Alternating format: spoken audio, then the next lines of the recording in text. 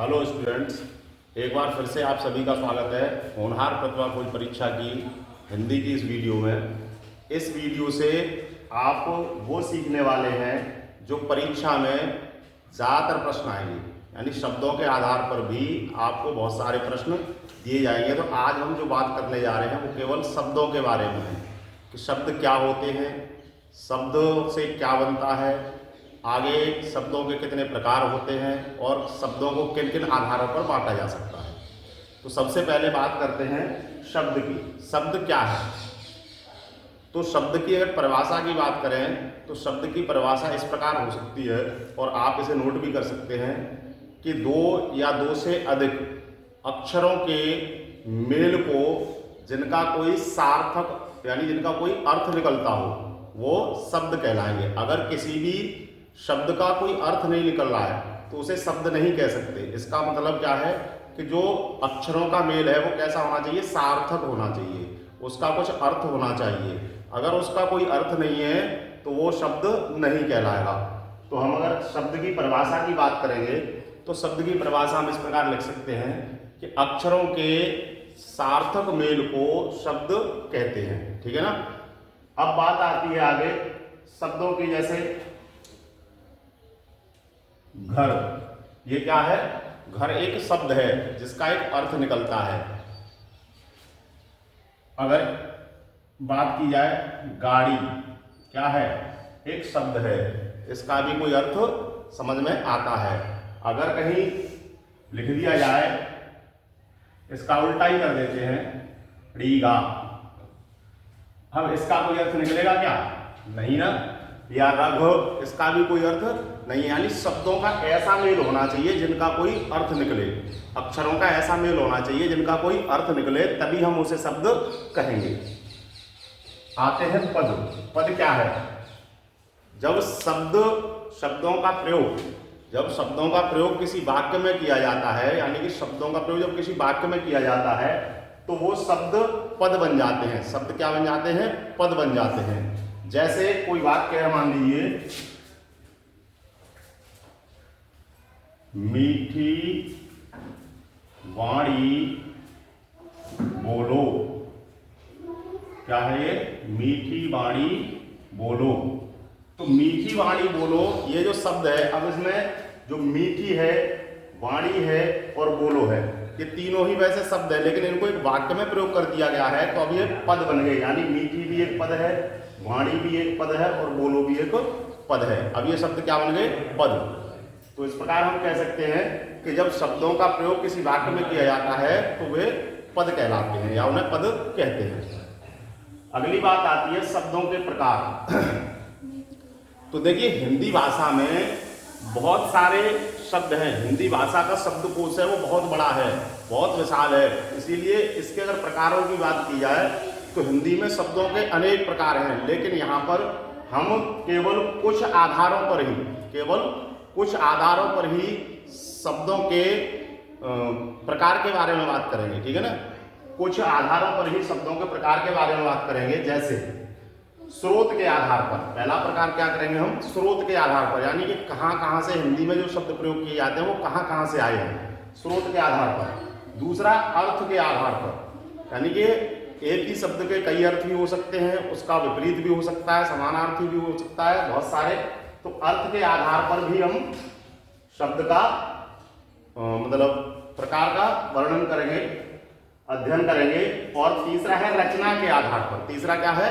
रचना के आधार पर, यानी शब्दों की रचना कैसे हुई है, तो उसमें भी हम उसके प्रकार पर भी बात करेंगे। चौथा है शब्द शक्ति के आधार पर। चौथा क्या है? शब्द शक्ति के आधार पर, इसके बारे में भी आपको बताया जाएगा। और पांचवा है रूपांतर के आधार पर। तो यहाँ केवल निम्न जो लिखे हुए हैं 5 प्रकार, इन्हीं 5 प्रकार के शब्दों के बारे में हम बात करेंगे, इन्हीं का अध्ययन करेंगे और परीक्षा में इन्हीं से संबंधित आपके सामने प्रश्न होंगे। तो जिसमें से हम पहले पे चलते हैं अभी स्रोत के आधार पर। अब स्रोत की बात करें तो स्रोत के आधार पर शब्द 4 प्रकार के होते हैं। स्रोत के आधार पर शब्द कितने प्रकार के होते हैं? तो स्रोत के आधार पर शब्द 4 प्रकार के होते हैं। ठीक है। अब पहली बात करें तत्सम शब्द। पहला प्रकार क्या है स्रोत के आधार पर तत्सम शब्द। तत्सम शब्द क्या होते हैं? तत्सम शब्द वे शब्द होते हैं जो संस्कृत भाषा के शब्द हैं, जो मूल रूप में रहते हैं, संस्कृत भाषा के मूल रूपी शब्दों को ही तत्सम शब्द कहते हैं। जैसे अग्नि, आम्र, कर्म, वार्ता, चंचु आदि। इसी प्रकार के संस्कृत के बहुत सारे शब्द हैं जो मूल रूप में अगर पढ़े जाते हैं, लिखे जाते हैं तो उन्हें हम तत्सम शब्द कहते हैं। क्या कहते हैं? तत्सम शब्द। और इसी प्रकार के बहुत सारे शब्द हैं जो आपकी पुस्तकों में भी दिए गए होंगे, तो आप वहां से भी अध्ययन कर सकते हैं और इनका PDF भी आप सबको साइट पर ही उपलब्ध करा दिया जाएगा, आप वहां से डाउनलोड करके भी कर सकते हैं इनका अध्ययन। अब आती है दूसरे नंबर पर तद्भव शब्द। तद्भव क्या होते हैं? तो संस्कृत के जो शब्द हैं उनका जो विकृत रूप है, यानी कि जो मूल रूप है वो क्या है? तत्सम। और संस्कृत शब्दों का जो विकृत रूप है उसे हम कहते हैं तद्भव शब्द। तद्भव शब्द जैसे तत्सम में क्या था? अग्नि। अब तद्भव में क्या हो गया? विकृत रूप हो गए आग। क्या हो गया? आग। तो आग क्या है? तद्भव शब्द है। ऐसे ही यहां तत्सम में क्या था? आम्र। यहां क्या हो गया? ये आम। तो ये आम क्या है? तद्भव शब्द है। ये संस्कृत के आम्र का विकृत रूप है। ऐसे ही कर्म, कर्म का विकृत रूप काम, तो ये तद्भव शब्द है काम। बात, वार्ता का। चंचु का चोंच, ये सभी क्या है? तद्भव शब्द हैं। और तद्भव शब्द भी आपकी पुस्तकों में काफी मात्रा में दिए गए होंगे, लेकिन हम इसका भी PDF आपको उपलब्ध कराएंगे, वहां से भी आप इनका अध्ययन कर सकते हैं। अब बात आती है तीसरे नंबर पर देशज शब्द। देशज शब्द क्या है? तो देखिए हमारा जो देश है उसमें बहुत सारे राज्य हैं, राज्यों में बहुत सारे डिस्ट्रिक्ट्स हैं, यानी जिले हैं, जिलों में भी बहुत सारी तहसील, ब्लॉक, पता नहीं क्या क्या कैसे ग्राम सभाएं ये, तो ये सारी चीजें रहती हैं। तो आपने देखा होगा कि बहुत सारी बोलियां हमारे देश में बोली जाती हैं। विभिन्न प्रकार के लोग हैं, विभिन्न प्रकार की बोली भाषाएं भी हैं अपने यहाँ। तो भाषा वैसे हिंदी भी मानी जाती है, लेकिन भाषा भी लोग अलग अलग बोलते हैं और बोलियां और ज़्यादा बोली जाती हैं। भाषाओं से भी ज़्यादा क्या बोला जाता है अपने यहाँ? बोलियां। तो हमारे देश की जो बोलियां हैं उन बोलियों से कुछ शब्द जो हिंदी में चलते हैं, यानी हिंदी में चलते हैं, ठीक है ना, हिंदी में प्रचलन में आ गए हैं, उन शब्दों को ही हम देशज शब्द कहते हैं। तो अगर बात करें कि देशज शब्द क्या है, तो इसको इस प्रकार से कह सकते हैं कि देशज शब्द वे शब्द होते हैं जो विभिन्न बोलियों से हिंदी में प्रचलित हो गए हैं या हिंदी में बोले जाते हैं, लिखे जाते हैं, वो देशज शब्द कहलाते हैं। जैसे पानी है, पानी क्या है? ये हमारे ही देश की अन्य क्षेत्रीय भाषाओं से या बोलियों से लिया गया है। छाती, छाती भी एक हमारी किसी बोली का ही शब्द है। कटरा, पगड़ी, पेट, बाप, खिचड़ी, ऐसे ही करके बहुत सारे शब्द हैं जो अन्य बोलियों से लिए गए हैं और हिंदी में शामिल हो गए हैं। तो इन शब्दों को क्या कहेंगे हम? देशज शब्द। क्या कहेंगे? देशज शब्द। अब चौथा नंबर आता है विदेशज। विदेशज क्या है? हमारा देश है, हमारे देश में बहुत सारे देशों से लोग आए और उन्होंने कई वर्षों तक हमारे देश में रहे, शासन किया, और जब वो आए तो वो अपनी भाषा ही बोलते होंगे, तो उनकी भाषाओं के कुछ शब्द भी हमारी हिंदी भाषा में मिल गए, तो उन्हें हम विदेशज शब्द कहते हैं। और आज उन्हें में ज़्यादा फर्क भी नहीं हमें महसूस होता, क्योंकि हमारे वो प्रचलन में ऐसे आ गए, हिंदी में ही लिखते, पढ़ते, बोलते, सुनते, कि हमें ऐसा लगता है कि वो शब्द हिंदी के ही हैं, उन्हें पता ही नहीं चलता कि कौन सी भाषा का शब्द है और कैसे है। तो अगर विदेशज शब्द की बात की जाए तो विदेशी भाषाओं के वे शब्द जो हमारी हिंदी भाषा में प्रचलन में आ गए हैं वो सभी विदेशज शब्द हैं। तो अलग अलग देशों के कुछ शब्दों को यहाँ मैं आपको बता रहा हूँ, और आप इसके अलावा भी अन्य शब्द ढूंढ सकते हैं, और जब PDF आपको उपलब्ध होगा तो इससे भी ज़्यादा शब्द उसमें होंगे। तो जैसे विदेशज शब्द की बात करें, अरबी भाषा के कुछ विदेशज शब्द हैं। अरबी भाषा के कौन से शब्द हैं? आईना। आईना क्या है? अरबी भाषा का शब्द है, लेकिन हमें पता नहीं चलता कि अरबी का है या हिंदी का है, क्योंकि हम तो हिंदी में बोल रहे हैं, तो हमें ऐसा लगता है कि आईना, क्योंकि हम तो अंग्रेजी में, बस अंग्रेजी और हिंदी हम दो ही भाषाओं को जानते हैं ज़्यादातर लोग, उन्हें पता ही नहीं होता कि क्या तीसरी भाषा भी कोई है, चौथी भी है, उसमें किस शब्द को क्या बोला जाता है। तो ये हमें नहीं पता चल पाता है किस भाषा का कौन सा शब्द है। तो ऐसे ही जैसे मैंने बताया अरबी भाषा में आईना, हमें पता रहता है कि आई नाम बोल तो देते, लेकिन ये नहीं पता रहता कि हिंदी का शब्द है या अरबी का है या फारसी का है या अन्य किसी भाषा का है। लेकिन हमने बोल दिया कि हमें तो अंग्रेजी और हिंदी दो चीज़ों से मत पता रहता है, तो इसको सीसा भी लोग बोलते हैं, वो अलग भाषा है। इनाम, इनाम जो शब्द है वो भी काय का है, अरबी भाषा का है। इनाम शब्द भी अरबी भाषा का है। ऐसे कसम, कसम को भी लोग हिंदी का शब्द समझते हैं, लेकिन कसम हिंदी का शब्द नहीं है, काय का है, अरबी भाषा का शब्द है। ऐसे ही आप देख सकते हैं कागज, कागज भी काय का है, अरबी भाषा का। खबर, ये भी अरबी भाषा है। जुलूस, ये भी अरबी भाषा है। हिसाब, ये भी अरबी भाषा है। लेकिन ये हमारे बोलचाल में इतने प्रचलन में आ गए हैं, इस तरीके से हमारे हिंदी भाषा में घुल मिल गए हैं कि हमें इनमें फर्क करना भी नहीं आ पाता है और ना ही हम समझ पाते हैं कि किस भाषा का है। तो उसी के हिसाब से अब ये शब्दों को आपको याद रखना है। और इसके अलावा भी बहुत सारे शब्द हैं अरबी भाषा के जो हमारी हिंदी में प्रयोग में लाए जाते हैं और लिखे भी जाते हैं, तो इनका भी आपको रखना है। और भी कई शब्द आप बढ़ा सकते हैं और PDF जब आपको दिया जाएगा तो इनकी संख्या और भी बढ़ सकती है, लेकिन जब तक जो हैं इनको आप कंप्लीट करेंगे। तो ये याद रखना है आपको। जैसे प्रश्न आ सकता है परीक्षा में कि हिसाब किस भाषा का शब्द है, हिंदी, उर्दू, अंग्रेजी, फारसी, तुर्की, कुछ भी ऑप्शन दिया जा सकता है, ठीक है ना। तो उनमें से आपको यह बताना होगा। इस प्रकार से प्रश्न पूछा जा सकता है, या इस प्रकार से भी पूछा जा सकता है कि निम्न में से कौन सा शब्द पुर्तगाली का है। मान लीजिए ऐसे आ गया, कौन सा शब्द पुर्तगाली का है, और उसमें एक यहां से डाल दिया गया गुब्बारा, यहां से डाल दिया गया खबर, यहां से डाल दिया गया तौलिया और यहां से डाल दिया गया बैग।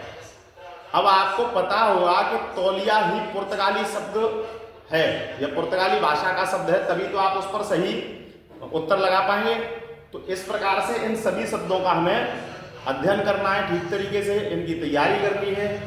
अगली भाषा पर आते हैं हम, फारसी। फारसी भाषा के शब्द भी हमारी हिंदी में प्रयोग किए जाते हैं और किए जाते रहे और किए जाते रहेंगे। लेकिन फारसी भाषा के कौन से शब्द हैं जो आम भाषा में हम दिन रात भी बोलते हैं, ऐसे भी बहुत सारे शब्द हैं, जैसे आदमी। अब हमें लगता था आज तक कि आदमी हिंदी है, लेकिन आदमी जो शब्द है वो काय का है, फारसी का। कमर, कमर भी काय का है, फारसी। गुब्बारा, गुब्बारा भी फारसी भाषा का शब्द है। जमीन, जमीन भी फारसी भाषा का शब्द है। जादू, जादू भी फारसी भाषा का शब्द है। परी, परी भी फारसी भाषा का शब्द है। याद, सरकार, आदि, ऐसे बहुत सारे शब्द हैं जो फारसी भाषा से हिंदी में प्रचलन में आ गए हैं। आगे बात करें अंग्रेजी। अंग्रेजी भाषा के भी बहुत सारे शब्द हैं जो हिंदी में प्रयोग किए जाते हैं, लोगों को पता ही नहीं चल पाता कि हिंदी है कि अंग्रेजी है। जैसे inch, engine, copy, car, train, photo, bag, mill, hook, और भी बहुत सारे ऐसे शब्द हैं जो हिंदी भाषा में प्रयोग किए जाते हैं और हम उन्हें अलग नहीं कर पाते कि हिंदी है या अंग्रेजी है। ऐसे ही पुर्तगाल, पुर्तगाली जो भाषा है उसके भी बहुत सारे शब्द हमारी हिंदी में प्रयोग किए जाते हैं, हिंदी भाषा में प्रयोग किए जाते हैं, बोलने में भी, लिखने में भी और सारी चीजों में। तो जैसे आल्पीन, आल्पीन जो शब्द है वो काय का है, पुर्तगाली भाषा का शब्द है। आल्पीन शब्द किस भाषा का है, पुर्तगाली भाषा का। इस्त्री, इस्त्री जानते हैं, जिसे हम प्रेस करना कपड़ों पर जो करते हैं, ये शब्द भी पुर्तगाली भाषा का है। आज तक आपने हिंदी की सभी पुस्तकों में हम सब नहीं पढ़ा है ग से गमला। अब गमला शब्द है वो हिंदी का ना होकर के काय का है, पुर्तगाली का, लेकिन वो हिंदी में इस तरीके से हमें शुरू से ही पढ़ाया जा रहा है, तो हम उसको आज तक क्या समझ रहे हैं कि वो हिंदी का शब्द है। लेकिन अगर सही बात की है, हिंदी में प्रयोग होता है तो बोल तो सकते हैं, लेकिन अगर इस प्रकार से पूछा जाए किस भाषा का है तो आपको बताना पड़ेगा कि गमला पुर्तगाली भाषा का शब्द है। चाबी, तौलिया, संतरा, साबुन, ये सभी पुर्तगाली भाषा के शब्द हैं और इस प्रकार से आप और भी शब्दों की तैयारी कर सकते हैं। अब आ जाइए तुर्की। तुर्की भाषा के कुछ शब्द हैं वो भी हमारी हिंदी में प्रयोग किए जाते हैं और हम उन्हें हिंदी की तरह से ही लेते हैं। जैसे कुर्ता, कुर्ता जो पहनने के लिए होता है। कैंची, ये भी तुर्की भाषा का शब्द है कैंची। चाकू, ये भी तुर्की भाषा का है। तोप, बंदूक, बारूद, बेगम, सौगात, इस प्रकार के बहुत सारे शब्द हैं जो तुर्की भाषा के हैं, लेकिन वो हिंदी में ही प्रयोग किए जाते हैं। और यहाँ तक ये शब्द जो दिए गए हैं, इनको आपको अच्छे तरीके से इनका अध्ययन करना है, इन्हें समझना है कि कौन सी भाषा का है, कौन सा शब्द किस भाषा का है। इस प्रकार से अगर हम याद कर लेंगे, इनका अध्ययन कर लेंगे, तो परीक्षा में ऐसे शब्दों से ही बहुत सारे प्रश्न पूछे जा सकते हैं। और भी अभी आगे शब्दों का हमारा वो चलता रहेगा कि, क्योंकि अभी तो एक ही प्रकार हुआ है हमारा, क्या, स्रोत के आधार पर शब्द, ठीक है ना। क्या हुआ है अभी, स्रोत के आधार पर। अगला जो शब्द आएगा वो क्या आएगा, अर्थ के आधार पर। अभी अर्थ के आधार पर भी बहुत प्रकार के शब्द होते हैं। तो शब्दों से आपको लगभग बता रहा हूं कि 15 से 20 नंबर का, ये मैं पहले भी अपनी एक वीडियो में बता चुका हूं, 15 से 20 नंबर के जो क्वेश्चन रहेंगे वो शब्दों पर ही रहेंगे। तो शब्दों का अध्ययन हमें गहनता से करना है, हर प्रकार के शब्दों का अध्ययन हमें गहनता से करना है। तो इससे आगे की जानकारी हम आगे की वीडियो में देंगे। तब तक के लिए आप इसे तैयार करें। अगर इसमें आपको कोई भी चीज़ समझ में नहीं आ रही है या कहीं भी दिक्कत आ रही है तो आप कमेंट करके बता सकते हैं, तो उसका भी हल निकाला जाएगा। और इन शब्दों के जो PDF है वो तैयार करके एक साइट पर डाउनलोड कर लिए जाएंगे, तो वहाँ से आप डाउनलोड कर सकते हैं। अच्छे से तैयारी करें, एक एक शब्द को ठीक से समझना है बारीकी से, और इनके तत्सम शब्द और तद्भव शब्द, इन सब के ही आपको PDF, एक ही PDF में सारे शब्द होंगे, उनका आपको डाउनलोड करने के बाद में ठीक से अध्ययन करना है।